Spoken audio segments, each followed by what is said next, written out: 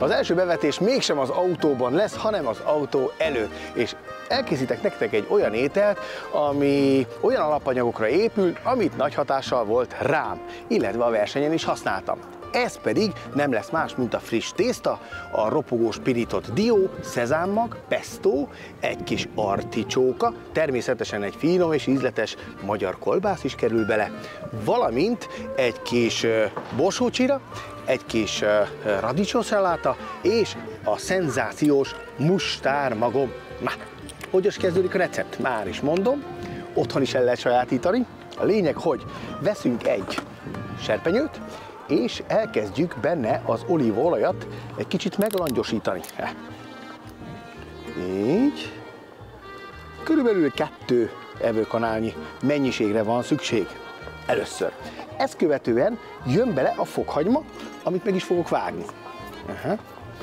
Hát ez az asztal nem nagyon bírja. Hű társam, mert rengeteg utazás alkalmával elkísért és bírja a gyűrődést, tehát azért most nem akarom most se tönkretenni, tehát beleteszünk a fokhagymát, és elkezdjük pirítani. Közben jönnek itt a nézelődők, a látogatók. Itt vagyunk egyébként a Piaggio gyár közelében, a Giorno, és akkor most, amikor elkezd majd a fokhagyma pirulni, akkor csak száll az illati szerteszét, és egyre többen fognak majd ide jönni. Természetesen kóstolót is fogok belőle készíteni, de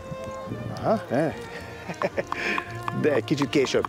A lényeg egyébként az ételnek az, hogy ebben a serpenyőben fogom elkészíteni az egészet. Tehát egy kis fokhagyma. Pirul az olívaolajon, ez önmagában is egyébként egy nagyon jó illat és nagyon jó látvány. Rámegy egy kis bors, annak is jó, hogy egy picit megpirul. Így. Utána jön rá egy kis dió, melyet most így az olajban is rápirítok, vagy megpirítok, így. Ilyen nagyobb darabokra fogom most beleszórni, illetve majd még a tetejére is, ha elkészült. Ilyenkor jöhet rá a parajlevél, így, és az előbb említett articsóka. Na most az articsóka már elő van készítve egyébként, mert hogy ezt készen vettem, de annyira ízletes és annyira finom, én meg nem szeretek vele bajlódni, és otthon is már ilyen konzerv formában lehet kapni, mindig ez nem konzerv, nézzétek meg!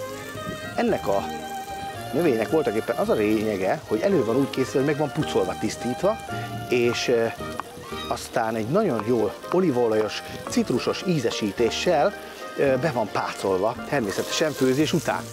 Na most nem is vágom olyan nagyobb darabokra, csupán úgy, hogy a levelek szétessenek, így, mint azt így meg is teszem, és hagyom, egy kicsit lepiruljon, így. Ebből jó párat beleteszek, kisebbet, nagyobbat, érdemes kipróbálni, tehát articsókának hívják ezt a növényt, és a harang is. Így. Jó. Szóval most egy ízes levet fogok elkészíteni, amibe ugye bele fogom majd főzni a tésztát, és ugye ez a lényeg. Jó, egy kis articsókát meghagyok még a díszítéshez is, de önmagában is így, ezek a levelek nagyon finomak. Nézzétek meg!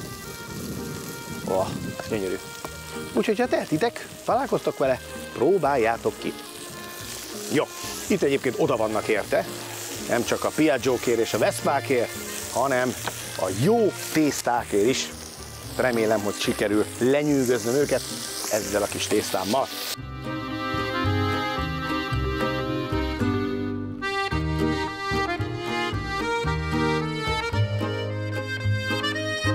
Szóval, ha összeesett már a paraj, akkor jöhet rá a só. Hoppá, hol a só? A kocsiba maradt. Mindig itt tartom itt a albalkba, itt legalább szárazon van. Úgyhogy egy kis tengeri sóval még ízesítem. Ha ez is megvan, akkor jöhet hozzá a tészta. Ha a tészta mennyiséget nézzük, akkor olyan 2 marék. Így. És most jön rá a víz.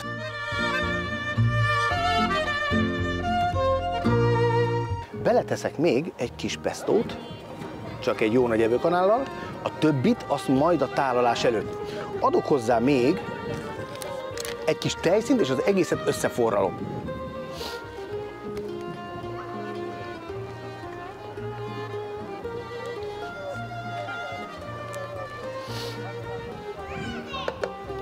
Adok hozzá még egy kis mustármagot.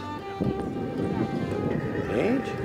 Na, és akkor a lényeg, hogy amíg itt fő a tészta, nézzétek csak, addig vágok egy-két kolbászkarikát is, és ahogy így megcsillan ez a nap rajta, hát egyszerűen már az illatok is mindennél többet érnek. Na, szóval akkor egy kis friss petrezselyemzöld, vágunk egy kicsit bele, hogy kicsit közre fogom úgy az asztalt, mert hamar elmozdul, de a lényeg, hogy ne vágjuk túl apróra, és ezt beleszórom, és az egészet leállítom.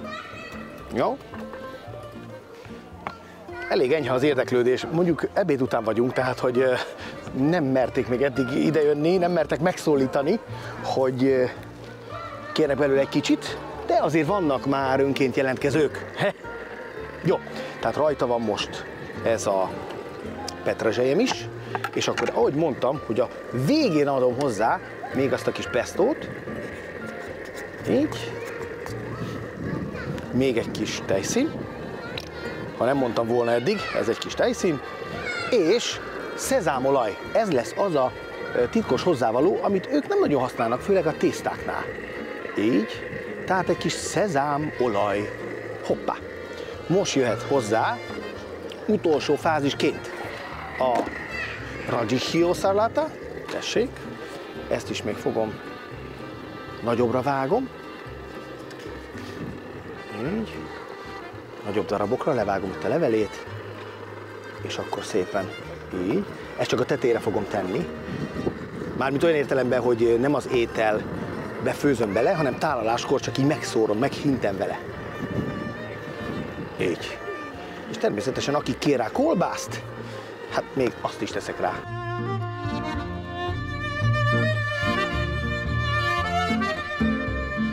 Na igen, és akkor egy utolsó kóstolás.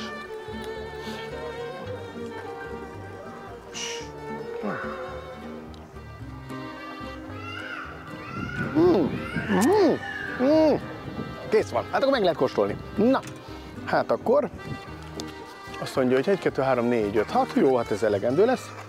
Megtalálom az elsőt. Aha, így.